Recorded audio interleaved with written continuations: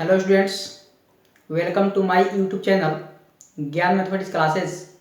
आज हम लोग पढ़ेंगे प्रॉपर्टी ऑफ डिटर्मिनेंट, यानी इसमें यह पढ़ेंगे कि यदि डिटर्मिनेंट के रो या कॉलम में कोई बदलाव करें तो उसके वैल्यू में क्या प्रभाव पड़ता है। तो आइए देखते हैं property number 1। The value of determinant unchanged if its row and column are interchange. यदि किसी डिटर्मिनेंट का रो और कॉलम इंटरचेंज कर दिया जाए तो डिटर्मिनेंट के मान में कोई प्रभाव नहीं पड़ता है, यानी डिटर्मिनेंट का मान नहीं बदलता है। ठीक है, जैसे देखिए एक डिटर्मिनेंट लेते हैं A B C D E F G H I. अब इसका डिटर्मिनेंट निकालते हैं। इसका डिटर्मिनेंट मान लेते हैं कि P आएगा। क्या आएगा? P आएगा। हम मान लिए कि ये जो डिटर्मिनेंट दिया है इसको सोल्व किए तो P आया। P आए या ना आए अलग बात है, बट मान लिए कि P आएगा। अब इसके रो और कॉलम में इंटरचेंज करते हैं। इंटरचेंज रोज एंड कॉलम्स, रो और कॉलम में इंटरचेंज करते हैं। ठीक है, तो इसका नाम रखते हैं हम डेल्टा 1, मतलब डिटर्मिनेंट 1। ठीक है, तो इसमें इसके रो को कॉलम बना देते हैं, यानी कि ए बी सी।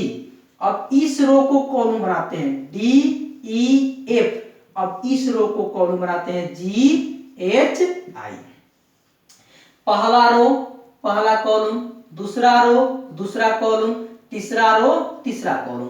अगर इसका हम सोल्व करके निकालते हैं तो इसका भी आंसर क्या आएगा?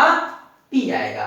बोला है कि the value of determinant unchange, यानी डिटर्मिनेंट का वैल्यू नहीं बदलता है if its row and column are interchange. यदि इसका रो और कॉलम में इंटरचेंज करे तो डिटर्मिनेंट का वैल्यू नहीं बदलता है। तो एक डेल्टा लिए डिटर्मिनेंट का मान, डेल्टा 1 लिए इसको रो और कॉलम में इंटरचेंज करने पर दोनों का मान लिखे P, इसका भी P। ठीक है, एक आइएगा थोड़ा सा और बैक मैट्रिक्स में आइएगा। इसका नाम अगर हम A रखें, इसका नाम A रखें मैट्रिक्स समझ के, तो उसका डिटर्मिनेंट निकालेंगे तो क्या बोलेंगे? Determinant A। और इसका नाम ये क्या है? ये रो पूरा बन गया कॉलम, यानी कि उसमें कहते हैं ट्रांसपोज, यानी कि ए डैश। तो यह मेरा क्या हो जाएगा? ए डैश का डिटर्मिनेंट। तो यहां कह सकते हैं कि ए का डिटर्मिनेंट बराबर ए डैश का डिटर्मिनेंट। ठीक है, या इसको कह सकते हैं det A equal to determinant of transpose A. Det A is equal to determinant of transpose A, मतलब ए का डिटर्मिनेंट निकालिए या ट्रांसपोज ए का डिटर्मिनेंट निकालिए, दोनों का आंसर सेम होगा। ठीक है, तो आइए हम एग्जांपल को देख करके थोड़ा सा समझते हैं। देखिए वेरीफाई प्रॉपर्टी 1। प्रॉपर्टी 1 को वेरीफाई करते हैं। एक डेल्टा का मान दिया है इतना, आइए उसको इंटरचेंज करके भी आंसर निकालते हैं, बिना इंटरचेंज किए भी निकालते हैं। ठीक है, तो आइए इसका सोल्व करते हैं। जैसे मान लेते हैं हमको दे दिया है डेल्टा का मान 2 - 3 5 6 0 4 1 5 -7। ठीक है, इसका डिटर्मिनेंट निकालिए। तो बताए हैं जब 3 ऑर्डर का हो तो एक रो लेकर के और नहीं तो एक कॉलम लेकर के उसका डिटर्मिनेंट वैल्यू फाइंड किया जाता है। तो आइए एक्सपेंड करते हैं।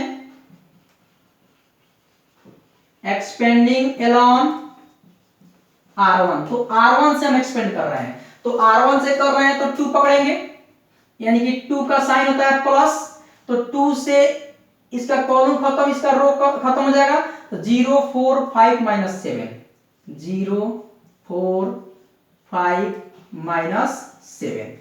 यहां पर देखिए इसका इंटरनल साइन क्या होता है, माइनस, और ये भी है माइनस में 3, ठीक है। तो इसका कॉलम और रो कैंसिल हो जाएगा, तो 6 4 1 माइनस 7, 6 4 1 माइनस 7, ठीक है। अब यहां आते हैं प्लस में 5, यानी कि प्लस 5, ठीक है। तो ये कॉलम कैंसिल रो कैंसिल, तो 6 0 1 5, 6 0 1 5, ठीक है। तो आइए इसको हल करते हैं। 2 इंटू 0 मल्टीप्लाई माइनस 7, 0 माइनस 4 5 जा 20, माइनस माइनस प्लस, ठीक है। फिर यहां देखते हैं 3 इंटू 6 7 जा, ठीक है। तो आ जाएगा आपका माइनस 42, माइनस 4 1 जा 4, ठीक है। प्लस 5 इंटू 6 5 जा 30, माइनस 0 मल्टीप्लाई 1 0। तो क्या हो जाएगा ये 2 into minus 20 plus 3 into minus 42 और 4 हो जाएगा आपका 46 प्लस 5 इंटू 30, ठीक है। तो आइए मल्टीप्लाई करते हैं इसको। 22 जा हो जाएगा आपका माइनस 40 और इसका हो जाएगा माइनस में 3 6 जा 18 हासिल 1 3 4 जा 12 1 13। अब प्लस में हो जाएगा आपका 5 3 जा 15 और 0। हाँ, तो आइए यह अपना जुड़ जाएगा, दोनों माइनस का है, तो 8 0 8 3 4 7 1 का 1, अब प्लस में 1 5 0, ठीक है। तो इसको सब्ट्रैक्ट करें तो क्या आ जाएगा आपका 8 से 0 गया 8, 7 से 5 गया 2, 1 से 1 गया कैंसिल, माइनस में 28 आ गया, ठीक है। तो आइए अब इसको इंटरचेंज करके तब उसका वैल्यू फाइंड करते हैं, ठीक है। तो इसका नाम कुछ और रख देते हैं, तो इसका इंटरचेंज जब करेंगे तो क्या हो जाएगा, नाम रखते हैं इसका डेल्टा 1। तो इंटरचेंज कर लीजिए, इंटरचेंज करिएगा तो जो रो है बन जाएगा कॉलम, यानी कि 2 माइनस 3 5 6 0 4 1 5 माइनस 7, ठीक है। अब आइए उसका डिटरमिनेंट निकालते हैं, ठीक है। तो इसलिए इसको कह देंगे डेल्टा 1 का डिटरमिनेंट इक्वल टू, ठीक है। तो आइए उसमें भी 2 पकड़ते हैं, तो 2 लेंगे तो क्या क्या होगा, ई कैंसिल 0 5 4 माइनस 7, 0 5 4 माइनस 7, ठीक है। उसके बाद माइनस में 6 लेंगे, तो 6 लेंगे तो ये cancel 3 minus 3 5 5 minus 7 minus 3 5 5 minus 7, ठीक है। उसके बाद प्लस में 1 लेंगे, तो 1 से ई कैंसिल, तो माइनस 3 0 माइनस 3 0 4 5 4 4, ठीक है। इसको हल कीजिए।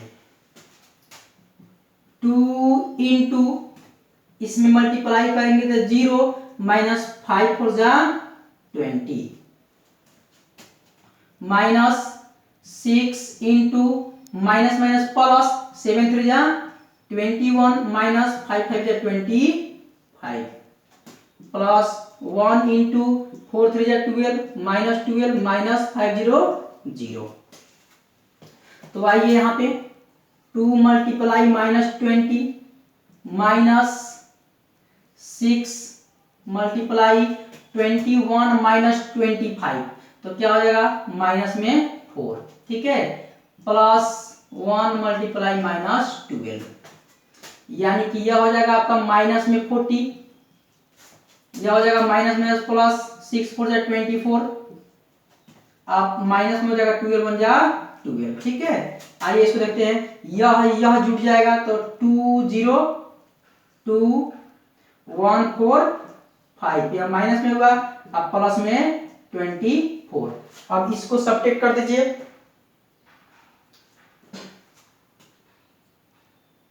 यानी 4 से 2 गया, 2 से 4 गया, तो इसको कैसे करेंगे, ये बड़ा वाला ही है, मतलब छोटा है लेकिन बड़ा है, तो यह जाएगा आपका 12, तो 12 से 4 गया 8, ठीक है, 12 से 4 गया 8, और यहाँ बचा 4, तो 4 से 2 गया 2 और माइनस में, ठीक है। तो यहाँ देखिए बाबू, जो इसका डेल्टा का जो डिटरमिनेंट वैल्यू निकाले हैं -28, और डेल्टा 1 का डिटरमिनेंट वैल्यू निकला है -28, तो यहाँ कह सकते हैं कि जो यह है डेल्टा का determinant is equal to delta 1 का डिटरमिनेंट, ठीक है।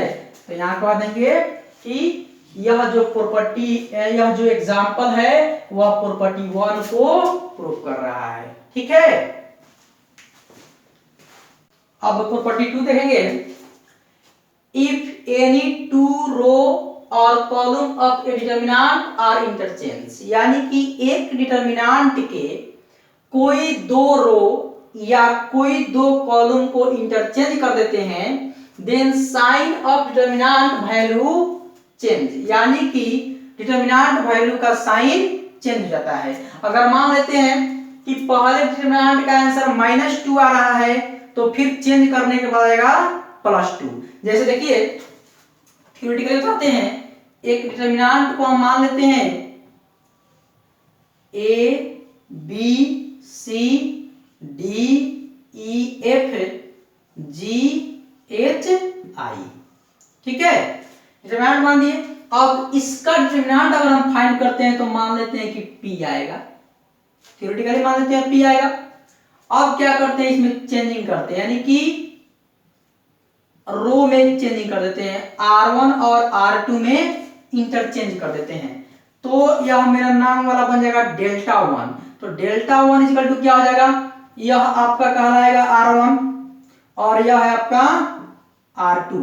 तो R1 और R2 में इंटरचेंज कीजिए, यानी कि D E F ऊपर आ गया, A B C नीचे आ गया, और G H I जहां है सो वहां रह गया। अगर इसका वैल्यू निकालते हैं तो -P आएगा, यानी इसलिए कह देंगे डेल्टा का डिटरमिनेंट, इसका डिटरमिनेंट में क्या होगा, एक पॉजिटिव होगा तो एक निगेटिव होगा, ठीक है।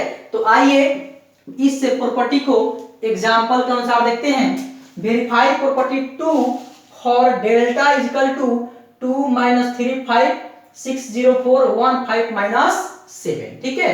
तो आइए उसको हल करते हैं। सबसे पहले सॉल्यूशन में यह जो मेरा डेल्टा जो दिया हुआ है 2 - 3 5 6 0 4 1 5 -7, ठीक है। इसका वैल्यू पहले निकालते हैं, ठीक है। तो निकालिए, इसलिए इसको कहेंगे डेल्टा इजिकल टू, इसमें एक्सपेंड कर देते हैं किससे, एक्सपेंडिंग एलॉन R1, तो R1 से इसमें एक्सपेंड करते हैं, ठीक है। तो R1 में फर्स्ट क्या है, 2 है, तो 2 पकड़िए, 2 पकड़ेंगे तो क्या हो जाएगा, ई कैंसिल, तो 0 4 5 -7, ठीक है। और पकड़ते हैं यहां पर इंटरनल साइन माइनस, और एक्सटर्नल में है कितना, तो -3, ठीक है। तो -3 पकड़े तो ई कैंसिल 6 4 1 -7 6 4 1 -7, ठीक है। फिर आते हैं 5 का इंटरनल साइन प्लस होता है, तो 5 ई कैंसिल तो हो जाएगा 6 0 1 5 6 0 1 5, ठीक है। आइए इसको हल करते हैं। 2 × 0 मल्टीप्लाई -7 0, और 4 5 जा 20, +3 6 7 जा हो जाएगा आपका माइनस में 42 हो जाएगा यहाँ पर, अब माइनस में 4 प्लस 5 × 6 5 जा 30, अब -1 मल्टीप्लाई 0 0। आइए 2 × -20 प्लस 3 × -46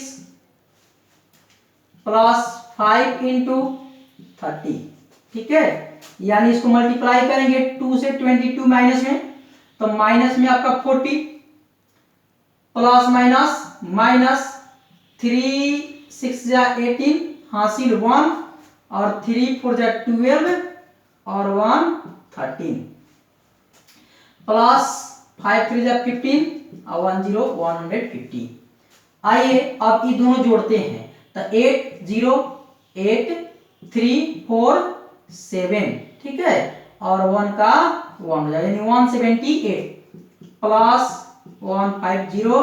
तो इससे यह घटेगा, यानी कि इससे यह घट रहा है, नेगेटिव है पॉजिटिव है, तो इससे घटेगा तो माइनस में होगा, तो माइनस में हो जाएगा आपका 8 में से 0 गया 8 और 7 से 5 गया 2, 1 से 1 गया कैंसिल, तो 28 इसका निकला। अब उसको चेंजिंग करके निकालते हैं तब उसका मान क्या आता है, ठीक है। तो इसलिए हम क्या चेंजिंग करते हैं उसमें, R1 और R2 में इंटरचेंज करते हैं। किसमें? R1 और R2 में इंटरचेंज करते हैं। तो उसमें देखिएगा R1 का मान, R1 यह हो गया और R2 यह हो गया, तो R1 और R2 में इंटरचेंज करते हैं तब मेरा जो डेल्टा 1 है वह क्या बनता है, ठीक है। तो डेल्टा 1 मेरा क्या बन जाएगा, 604 ऊपर चल जाएगा, 604 ऊपर चला गया, 2 - 3 5, 2 - 3 5 और आपका यह हो गया नीचे, यानी कि 1 5 - 7 1 5 - 7, ठीक है। तो आइए इसको हल करते हैं, इसको भी एक्सपेंड करते हैं किससे, तो R1 से।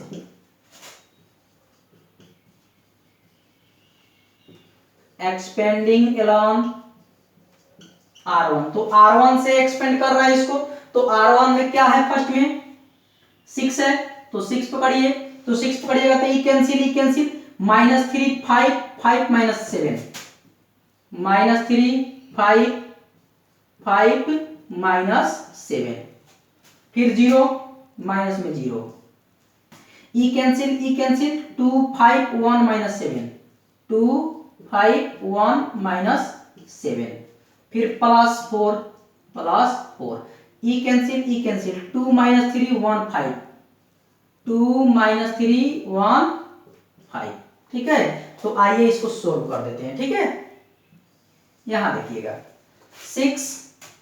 6 इंटू माइनस प्लस 7 3 जा 21 7 3 जा 21 माइनस 5 5 जा 25, ठीक है। फिर माइनस में -0 इंटू 2 7 जा -14 और माइनस में 5 1 जा 5 प्लस 4 इंटू 2 5 जा 10 और माइनस, अब फिर देखिए 3 1 जा 3 माइनस इसका भी, तो माइनस +3 6 इंटू 21 -25 माइनस में 4 माइनस, या 0 है पीछे मल्टीप्लाई करेंगे तो सारा 0 प्लस 4 मल्टीप्लाई क्या हो जाएगा आपका 10 3 13 6 4 जा -24, अब प्लस हो जाएगा वो कितना 13 4 जा जाएगा 52। चलिए इसको सब्ट्रैक्ट कीजिए तो क्या आ रहा है, 2 से 4 गया, यानी कि ये हो जाएगा आपका 12 से 4 गया 8 और ये 4 से 2 गया 2, ठीक है। अब देखिए बाबू यहां पे जो डेल्टा का डिटरमिनेंट निकाले हैं तो -28 आया है, उसके बाद R1 और R2 में इंटरचेंज करके डेल्टा 1 बनाए हैं तब मेरा 28 आया है। इसका मतलब है कि इसका जो माइनस में आया और ई वाला को चेंज करने के बाद प्लस में आया, यानी कह सकते हैं कि रो में इंटरचेंज करें या कॉलम में इंटरचेंज करें क्या होता है, साइन चेंज होकर के आंसर आता है। ठीक है, तो इसलिए कह देंगे कि delta is equal to delta 1 negative होगा। ठीक है, यह आपका प्रूफ हो गया।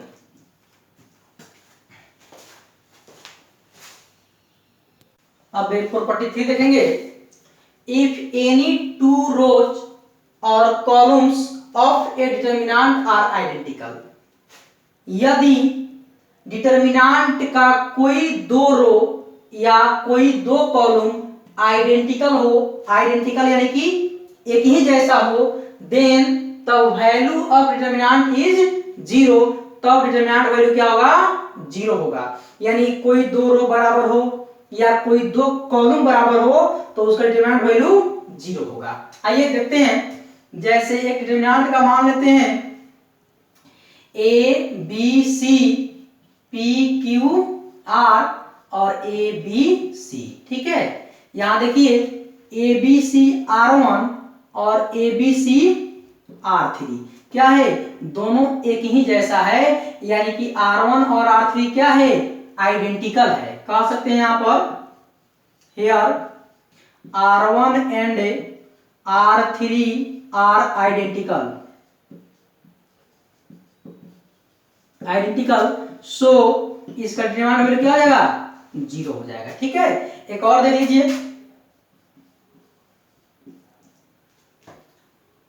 अगर एक और डिटरमिनेंट लेते हैं हम, इस प्रकार लिखते हैं C, तो यहां देखेंगे तो C1 और क्या C3 आपका क्या है, एक जैसा है, मतलब आइडेंटिकल है। तो कहेंगे here C1 and C3 are identical, identical. ठीक है, तो कह देंगे यहां पर कि इसका डिटरमिनेंट जो वैल्यू होगा वो जीरो होगा। ठीक है, आइए इस प्रॉपर्टी के अनुसार एग्जांपल को एक सोल्व करते हैं। यहां देखिएगा 2 2 2 3 3 3, ये दोनों बराबर है, नहीं है, क्योंकि ये दोनों तीनों 2 है और यहां पर तीनों जो है वो 3 है, यह आइडेंटिकल नहीं है। इस तरह देखिए R1 और यहां देखिए R3, 3 2 3 3 2 3, यानी कि एकदम सेम एक जैसा है, तो वह क्या है, आइडेंटिकल है। तो आइडेंटिकल है तो इसका डिटरमिनेंट वैल्यू क्या आना चाहिए, जीरो आना चाहिए। आइए हम लोग उसको डिटरमिनेंट निकालकर चेक करते हैं। ठीक है, सॉल्यूशन में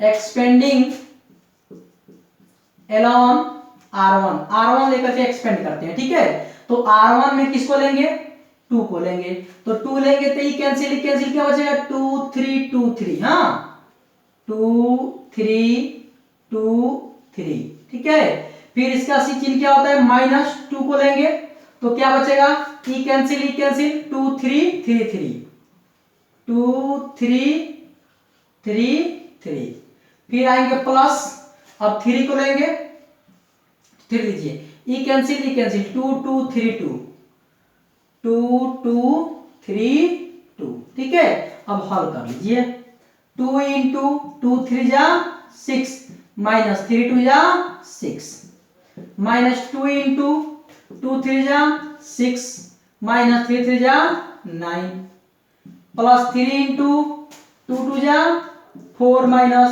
3 2 जा 6। ठीक है, आइए यहां ये 2 मल्टीप्लाई 6 से 6 गया 0, माइनस 2 इंटू 6 से 9 गया माइनस में 3, प्लस 3 इंटू 4 से 6 गया माइनस में 2, यहां पर 2 मल्टीप्लाई 0 0, माइनस माइनस प्लस 3 2 जा 6, और यहां प्लस माइनस माइनस 3 2 जा 6, यानी कि प्लस 6 माइनस 6 कैंसिल, आंसर क्या हो गया, 0 हो गया। ठीक है, यानी कि जब भी कोई दो रो या दो कॉलम क्या हो, आइडेंटिकल हो, आइडेंटिकल मतलब एक जैसा हो, तो उसका डिटरमिनेंट वैल्यू क्या होगा, 0 होगा। ठीक है,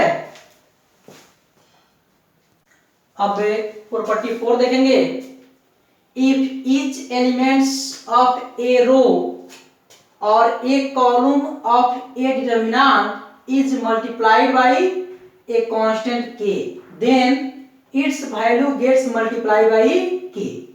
यानी एक डिटर्मिनांट के एक कॉलम के प्रत्येक एक डिटर्मिनांट के एक कॉलम के प्रत्येक एलिमेंट में यदि k से कांस्टेंट एक k से मल्टीप्लाई करे, देन तब its value gets multiply by k, तो उसका वैल्यू जो होगा वह k से मल्टीप्लाई होकर प्राप्त होगा। ठीक है, जैसे एक एग्जांपल में देखिएगा, एक हम डिटर्मिनेंट लेते हैं a b c d, determinant ले लिए। अब यह इसका है r1, इसका यह क्या है r2। ठीक है, तो हम r1 में k से मल्टीप्लाई करते हैं। ठीक है, r1 में k से मल्टीप्लाई करते हैं,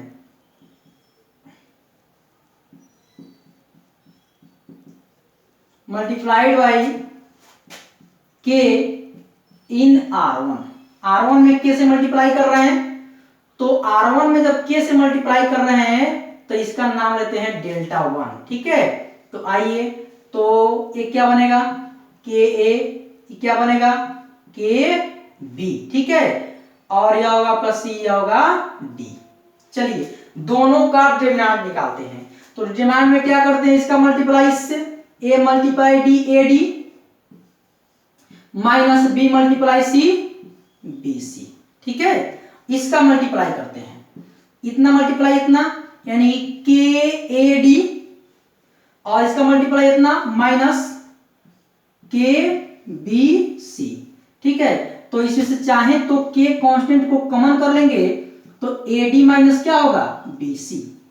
इस थ्योरी के अनुसार देखिएगा, यह है A D minus B C और ये भी है A D minus B C, लेकिन के से मल्टीप्लाई होकर के इसका आंसर प्राप्त हुआ है। इसका मतलब है कि इसके आंसर का के गुना इसका आंसर है, यानी कि एक रो में के से मल्टीप्लाई किए तो के से गुना हुआ, एक रो में अगर दोनों रो में करते तो डबल के से गुना होता, अगर 3 गो रो में करते तो ट्रिपल के से गुना होता। यानी कि के से गुना कितना होता है, अगर रो में करते जितना रो होगा उतना के मल्टीप्लाई होगा। अगर 2 रो होगा तो 2 बार के का मल्टीप्लाई, 3 रो होगा तो 3 बार के का मल्टीप्लाई प्राप्त होगा। आइए इसको अब थ्योरी के एग्जांपल के अनुसार देखते हैं। जैसे एक हमको डिटरमिनेंट का मान दिया हुआ है, ठीक है, अब इसका हम वैल्यू फाइंड करते हैं। ठीक है, सॉल्यूशन में तो इसका वैल्यू क्या हो जाएगा, 6 1 जा 6 माइनस 2 2 जा 4, इसका आंसर क्या हो जाएगा 6 माइनस 4 हो जाएगा आपका 2। ठीक है, अब हम किसी रो में या कॉलम में मल्टीप्लाई कर रहे हैं किसी कांस्टेंट से, जैसे यह हो गया आपका r1, यह हो गया आपका r2। ठीक है, तो वह r1 हो गया या r2 हो गया, तो मल्टीप्लाइड बाई 6 इन r1। ठीक है, r1 में 6 से मल्टीप्लाई करके चेक करते हैं क्या 6 गुना प्राप्त होता है क्या। आइए, तो r1 में जब के से 6 से मल्टीप्लाई करेंगे तो डेल्टा 1 कहलाएगा, तो मल्टीप्लाई कीजिए 6 से, 6 6 या 36, 6 2 या 12, यहाँ पर होगा 2 और 1। ठीक है, आइए इसका आंसर निकालते हैं। 36 मल्टीप्लाई 1 36 माइनस 12 मल्टीप्लाई 2 यानी कि 24। ठीक है, अब इसको सब्ट्रैक्ट कीजिए, 6 से 4 गया 2 और आपका 3 से 2 गया 1, 12 हो गया। इसको देखा जाए तो 6 मल्टीप्लाई 2 है, यानी कि इसका 2 आया, इसका 2 का क्या हुआ 6 गुना आंसर आया, यानी कि 6 से मल्टीप्लाई किए थे तो 6 गुना आंसर आया। ठीक है, आइए प्रॉपर्टी 4 पर एक एग्जांपल देखते हैं। जैसे मान लीजिए कि यह क्या होगा मेरा r1, यह क्या होगा r2, यह क्या होगा c1, यह क्या होगा c2। इसका ऑर्डर क्या होगा, 2/2 ना, इसमें 2 रो है और 2 कॉलम है, ऑर्डर क्या होगा 2/2 हुआ। ठीक है, इसका डिटरमिनेंट निकालिए। तो इसका डिटरमिनेंट निकालेंगे तो क्या होगा 2 4 जा 8 माइनस 1 2 जा 2, क्या निकला है 6 निकला। ठीक है, अब आइए, ये तो जो एग्जांपल था उसका डिटरमिनेंट निकाल दिए। अब हम R1 में या R2 में किसी कांस्टेंट से मल्टीप्लाई करते हैं। ठीक है,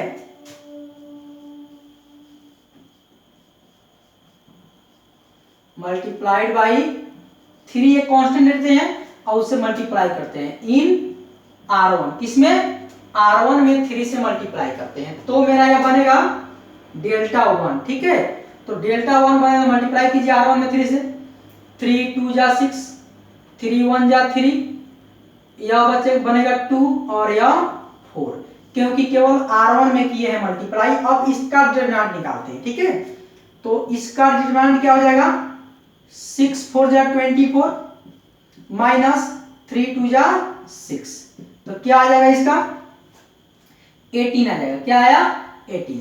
आप मल्टीप्लाई क्या चीज से किए थे 3 से, पहला वाला कितना आया था 6, 3 से मल्टीप्लाई होकर क्या आया, यानी कि पहला जो आंसर था उसमें कांस्टेंट का मल्टीप्लाई आंसर आया, यानी कि जो भी आंसर फर्स्ट का होता है उसके के गुना आंसर आता है, के मतलब कांस्टेंट के गुना आंसर आता है। एक रो में किए तो आइए आप दोनों रो में करते हैं। ठीक है,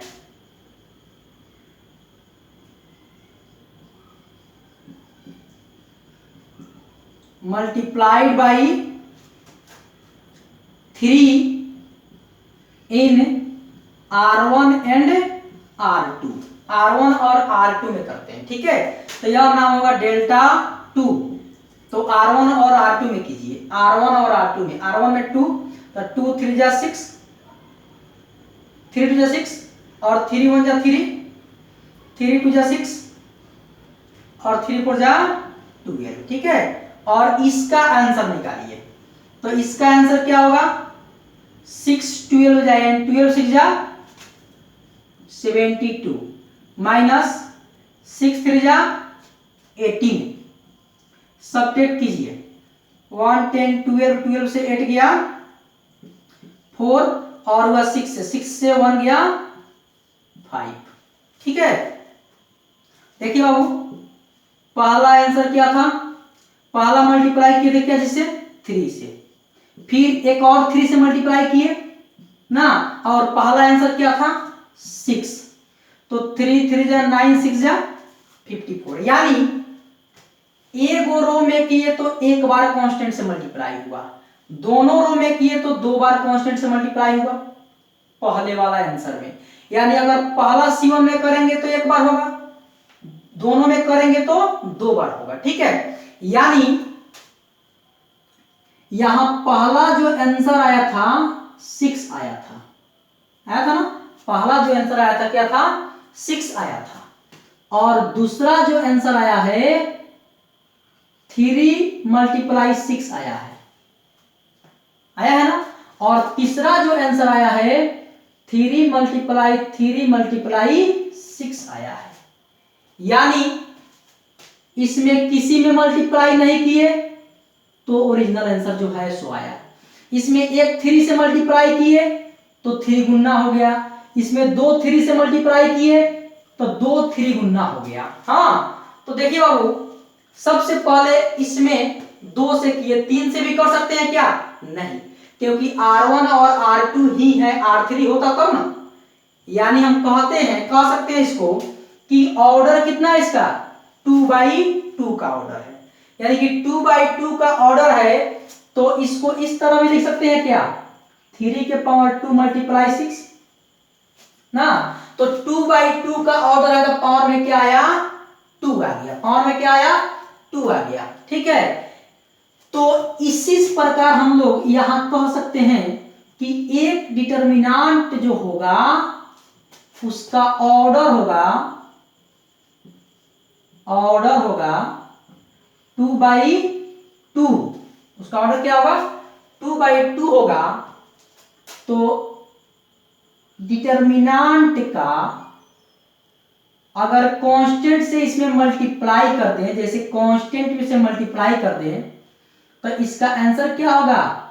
अगर 2/2 का होगा तो इसके पावर में कांस्टेंट क्या होगा? k होगा, तब डिटर्मिनांट होगा।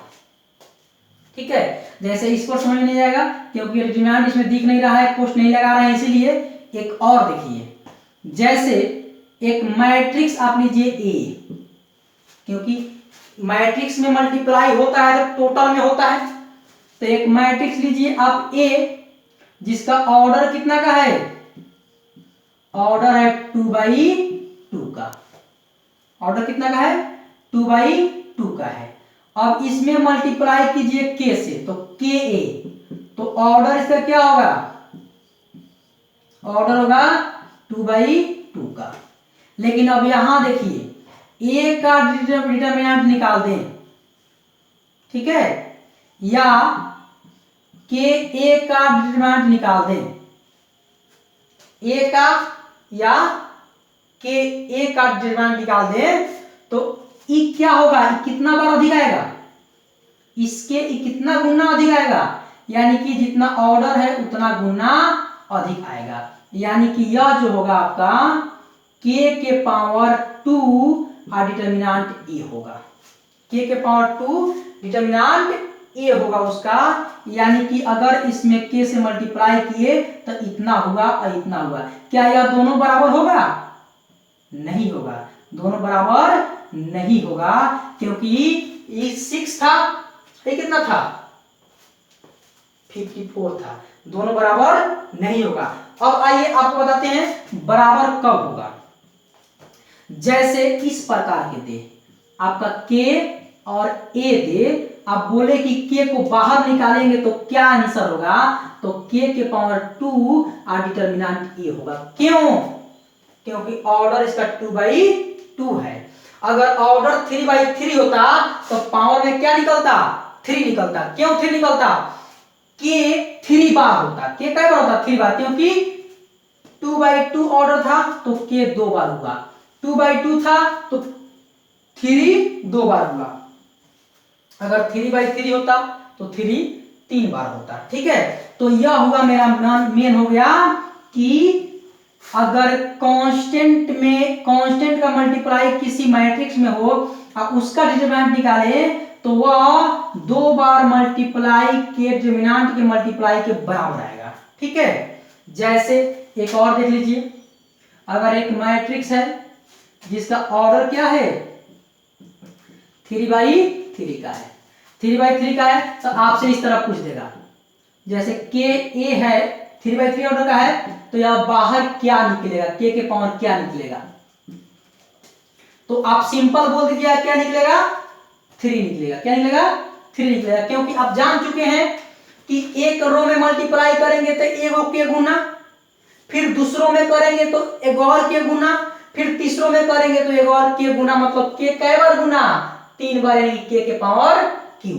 ठीक है, तो यह एग्जाम्पल के अनुसार यह हुआ आपका कि k बाहर जब निकलेगा तो किस तरह से निकलेगा। ठीक है, यानी कि 2 ऑर्डर का होगा तो पावर 2 निकलेगा, 3 ऑर्डर का होगा तो पावर 3 निकलेगा, और 4 ऑर्डर का होगा तो पावर 4 निकलेगा। ठीक है,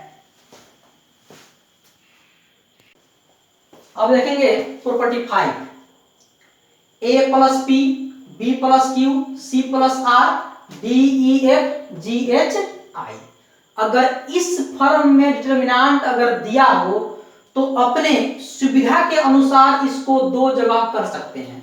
ये प्लस में दिया है तो प्लस में 2 जगह कर सकते हैं, अगर माइनस में दिया होता तो माइनस में 2 जगह कर सकते हैं। जैसे देखिए इसको कैसे 2 जगह करेंगे।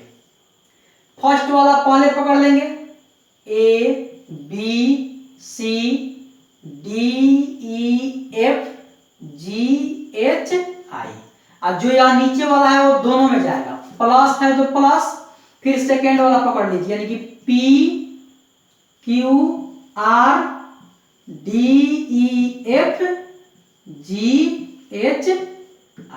ठीक है, और दोनों को अलग अलग करके डिटर्मिनेंट फाइंड करेंगे, दोनों का आंसर आ जाएगा। ठीक है, अब आइए इसी थ्योरी के अनुसार इस एग्जांपल को देखते हैं। ठीक है, यहां भी दिया है A B C, a + 2x b + 2y c + 2z x y z, उसको जीरो प्रूफ करना है। ठीक है, तो आइए इसको हम बनाते हैं। क्या लेके चलते हैं, एलएचएस। एलएचएस में क्या दिया है, a b c a + 2x b + 2y और c + 2z। ठीक है, x y और z दिया है। चलिए इसको भी दो जगह छिड़ते हैं, प्लस में है तो प्लस में अलग अलग करते हैं इसको, a b c, इसमें का a b c x y z, फिर प्लस ऊपरला वही रहेगा a b c, आया हो जाएगा आपका 2x 2y और 2z x y z। ठीक है, आइए a b c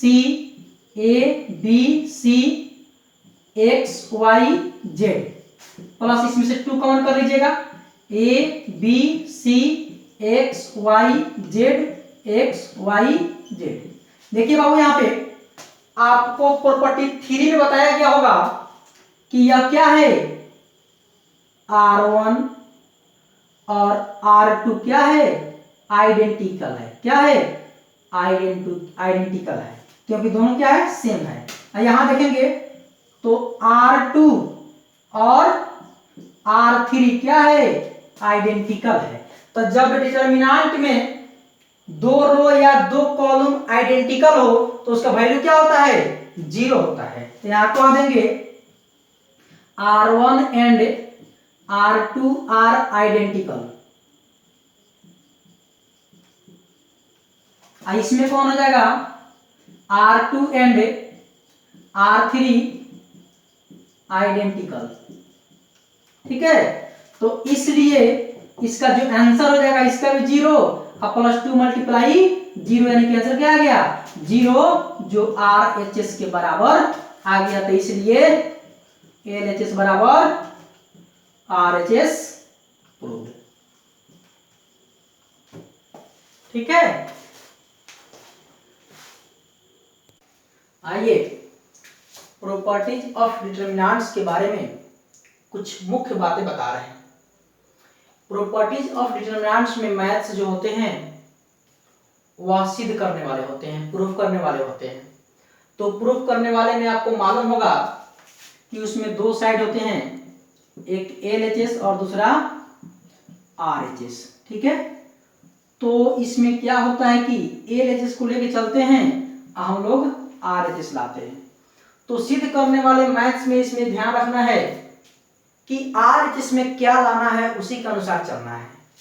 जैसे RHS को लाने का प्रयास करें, जैसे किसी रो या कॉलम में कोई कार्य करके, ऐड करके या सब्ट्रैक्ट करके या मल्टीप्लाई करके या मल्टीप्लाई ऐड करके अगर हम RHS लाते हैं तो इस प्रकार के नियम सही होंगे। ठीक है, अगर RHS लाने के बाद कॉमन दिखाई देता है तो RHS वाले भाग को कॉमन कर लेते हैं, या किसी रो या कॉलम में 2 जीरो लाने का प्रयास करें। किसी रो में 2 जीरो ला दें या किसी कॉलम में 2 जीरो ला दें, तब भी मैथ को हल करने में आसानी होती है। कभी कभी होता है कि RHS लाने के बाद कॉमन करने पर इस तरह से आ जाता है 1 1 1, या इस तरह से आ जाता है 1 1 1। ठीक है, तो जब इस तरह से आ जाए या इस तरह से आ जाए या इस तरह से ही मैथ में दिया हो, तो इसमें देखिएगा यह जो हो जाएगा आपका C1 हो जाएगा, यह जो हो जाएगा C2 हो जाएगा, यह जो हो जाएगा C3 हो जाएगा। ठीक है, तो यहां देखेंगे तो यहां इसमें से इसको घटाएंगे तब 2 जीरो आएगा, इसमें से इसको घटाएंगे तब 2 जीरो होगा। तो ये तो देखेंगे तो R1 है, बट इसको हमको 2 नाम देना है, तो इस प्रकार सोचेंगे तो एगो R1 C1 हो जाएगा और दूसरा C2 हो जाएगा। तो किसी को C1 बना लेंगे C1 माइनस C2, तो E वाला बनाएंगे E माइनस E, ठीक है। या C2 बना सकते हैं C2 माइनस C3, या C2 बना देंगे किस तरह C2 माइनस C3, तब 1 में से 1 गया 0, या 1 में से 1 गया 0, 2 0 यह हो जाएगा, ठीक है। अगर यही इस तरह से हो तो इस तरह से इसका नाम हो जाएगा आपका R1, इसका नाम हो जाएगा आपका R2, और इसका नाम हो जाएगा आपका R3। तो इस तरह से मैच जब होंगे तो क्या करेंगे, अब इसमें से इसको घटाना है, मतलब इसमें R1 बना लेंगे R1 माइनस R2, और उसके बाद R2 बना देंगे R2 माइनस R3। तो इस प्रकार आपका 2 को 0 हो जाएगा। आपको इस तरह से मैथ्स को लाना है, जो नियम आप यूज करें।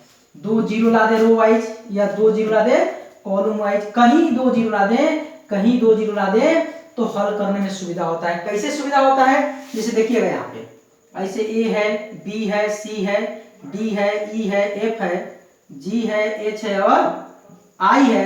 तो आपको इसका डिटरमिनेंट वैल्यू फाइंड करने के लिए बोला जाता है। तो आप क्या करते हैं, एक बार ये पकड़ते हैं, फिर B पकड़ते हैं, फिर C पकड़ते हैं, या अगर कॉलम वाइज चलते हैं तो ये पकड़ेंगे, D पकड़ेंगे, G पकड़ेंगे, तो आपका आंसर आएगा। लेकिन यदि आप किसी 2 को 0 कर दिए तो एक तीसरा पकड़ेंगे, आंसर आ जाएगा। तो इसलिए आसान करने के लिए हम लोग 2 0 कर देते हैं, ठीक है। और बहुत आसानी से 2 0 करने के बाद प्रूफ हो जाता है। नहीं तो अगर 2 0 नहीं करेंगे, उस तरह लगातार प्रूफ करेंगे तो बहुत अधिक समय, बहुत अधिक पढ़ाई खर्चा होगी और बहुत टाइम का बर्बादी होगी। इसलिए हम लोग नियम के अनुसार, प्रॉपर्टी जो दिया है उसके अनुसार हम लोग हल करके RHS को प्रूफ करते हैं, ठीक है। तो इस पर ध्यान रख करके प्रूफ कीजिएगा, आपको कोई समस्या नहीं होगा। बस कैलकुलेशन पर ध्यान रखिएगा, R1 R2 पर ध्यान रखिएगा, C1 C2 जो भी होता है उस पर ध्यान रखिएगा। आइए आगे एक एग्जांपल भी देखते हैं।